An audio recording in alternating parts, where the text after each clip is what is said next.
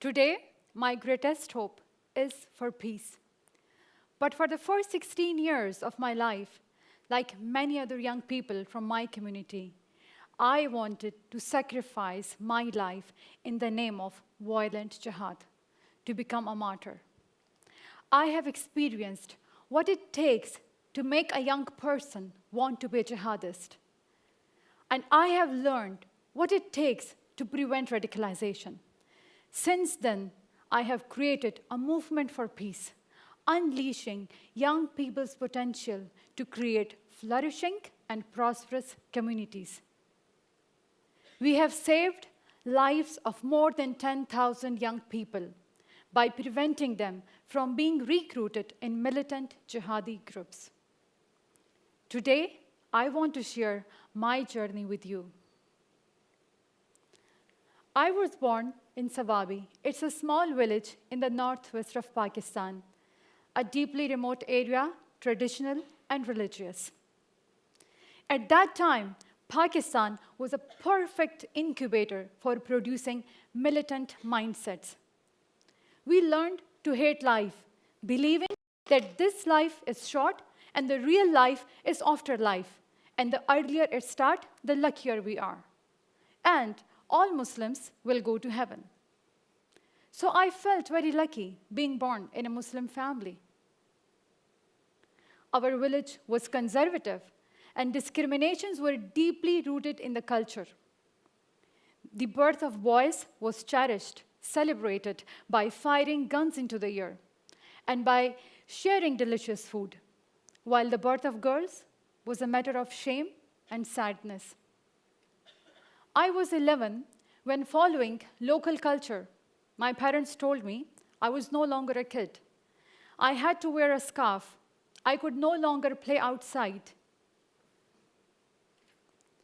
While most of my time was spent behind the walls, outside I saw recruitment slogans for jihad, chalked on the walls of my village, encouraging young people to go and fight in Afghanistan and Kashmir. In Islam, though jihad means struggle, but the political Islamists have limited its meaning to violent jihad, to war. And we were told that under Muslim Brotherhood, it is our responsibility to help Muslims who are suffering in other countries, in other parts of the world. Thousands of young people went to fight. I saw families receiving dead bodies of their loved ones killed in violent jihad. Their deaths were cherished in the village. Their families were considered more holier than other families. And everyone believed that the whole family will go to heaven, guaranteed. And then jihad was the rare part of life that was open to both men and women. It was glamorous, it was exciting, and then I saw it as a way of breaking through those walls of shame. But there was a problem, my father. He didn't believe in war, in any jihad. He believed in peace. I was 8 when we had to flee our village because my father was accused of being an infidel, and we fear worse to come. One day, he overheard us talking about religion and our zeal for jihad. He realized his own children had been indoctrinated, and when he realized this, he started a mission of his own, a mission to reverse the harm that has been done, a mission to plant seedlings of hope and peace. While other people in our family and neighborhood were investing their money in buying lands, buying new cars, and building new homes, my father decided he will invest his money in our better education. And he started that by teaching us about local heroes. People who had used their voice, not weapons, to make their communities better places. People like Bacha Khan, who just like Gandhi, has used non-violence to ask for independence from colonization. People like Nelson Mandela to teach us about reconciliation. he taught us about non-violent heroism. And he started introducing us to ideas like secularism, liberalism, and pluralism, and all that sounded so crazy then. He introduced us to people who had very different ideas, people who were free thinkers, activists, politicians. And it was one of those meetings that changed my life. One day, my father took me to hear a woman sharing story of her 13-year-old son. Her son used to go to a local madrasa after school to learn Quran. And like any typical madrasa in Pakistan, he was taught the importance of violent jihad. He was taught that God comes first, parents come later. So he did not need permission of his parents to go for jihad. One day, he disappeared. His mother had no idea where the son has gone, until one day she received his dead body and a congratulatory message. Congratulations, you are the mother of a martyr. You will go to heaven. I had never seen someone as devastated as that mother. Her tears affected me deeply. Her son's story was my story too. The only difference was opportunity. He had the opportunity to go and fight in jihad. And thanks to my father, I had not. That was the day I knew I didn't want to be that kid. I didn't want to be a jihadist anymore. I didn't want to kill. I didn't want to get killed. I learned jihad brings pain, not glory. I was 16.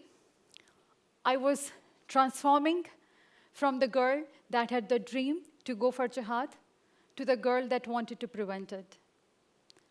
From the girl that wanted freedom for herself to someone who wanted freedom, independence, and decision-making for all women. Me and my sister, Saba, we became determined to do something which will change the fate of girls in our communities. We started visiting schools and neighborhoods and started listening to girls about issues which bothered them, about things they would like to change in their life. And we started giving them ideas on how to make those changes. And we called our campaign Aware Girls, a campaign which will help girls to make them speak up for their own rights. By then, my parents were very proud of their children. And at the end of my first semester in university, he sent me to a 2-month residential leadership course for young people. For the very first time, I was on my own with men and women, with people from different religions and ethnicities. Yes, we learned hope, peace, and human rights. But most importantly, we lived it for 2 months, and that was transformative. And I realized I can be bold. I can stand up against my greatest fears. It changed my life.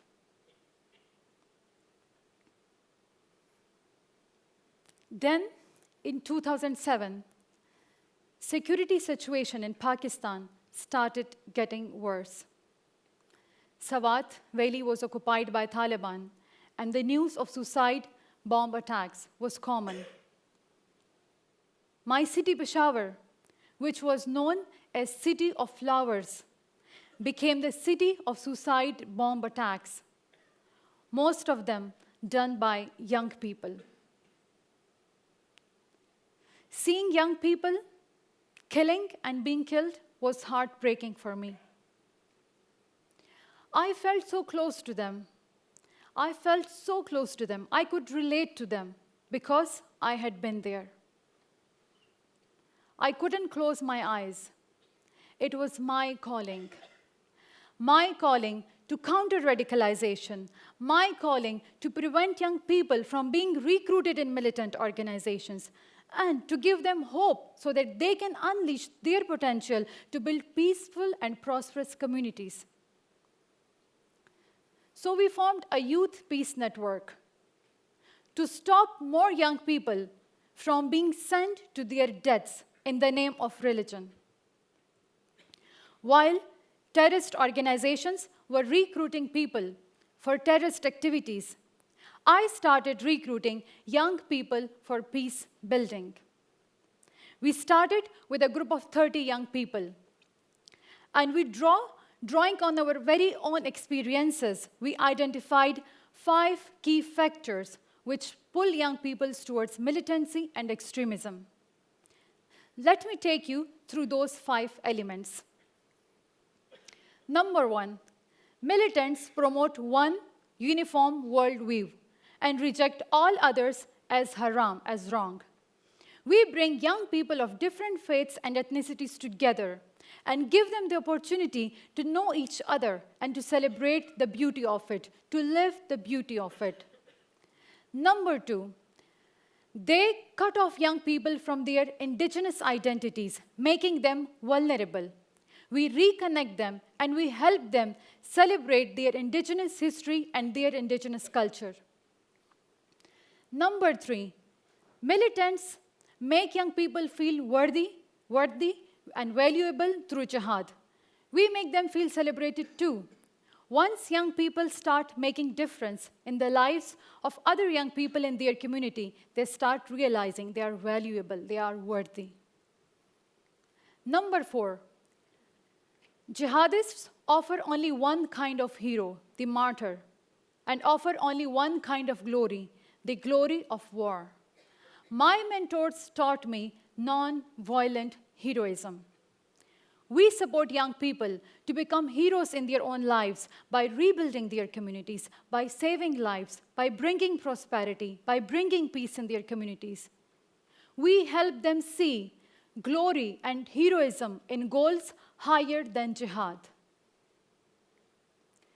Number 5, we have learned that it is very important to engage young people individually. While the political and social circumstances might make them vulnerable to extremism and recruitment, but their particular story, their particular trigger to radicalization is personal. So we get to know each individual. Relationships are key. Young people inspire other young people. They become heroes and role model for each other. When we started our work, no one believed we could bring any change. But now we have grown from that group of 30 young people. We are now more than 500 peer educators who are reaching out to more than 3,000 young people every year. We have impacted the lives of more than 10,000 young people at the risk of radicalization, changing their lives and saving lives of many countless more. It is a powerful strategy. It works. 20 years ago, we left our village when my father was accused of being an infidel. 3 years back, I went back to work there with young people.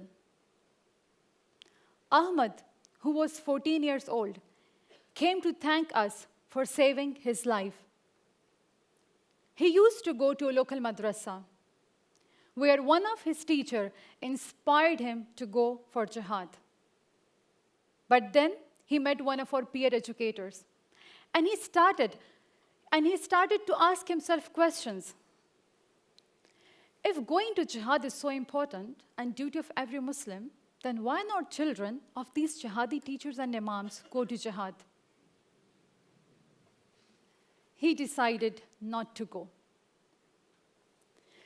There is still so much work to do in Pakistan and in other parts of the world. So many places in the world are fertile grounds for radicalization. Radicalization does not happen in vacuum. Radicalization happens when political circumstances and individual circumstances collide with opportunities. Extremist violence knows no borders. The militant groups and militants attacks that we had seen for a long time happening in my home region are now happening in many parts of the world. But I believe that if every young person is presented with the kind of opportunities I was presented with, that our network offers, then, like me, they can make different choices. We need to tear down the walls in our minds and offer a new and more hopeful vision, where everyone is valued and everyone is able to contribute, and even a more powerful movement, a movement for peace. This is the hope I want to share with you. This strategy is working in Pakistan, and I believe it can work everywhere in the world. Thank you.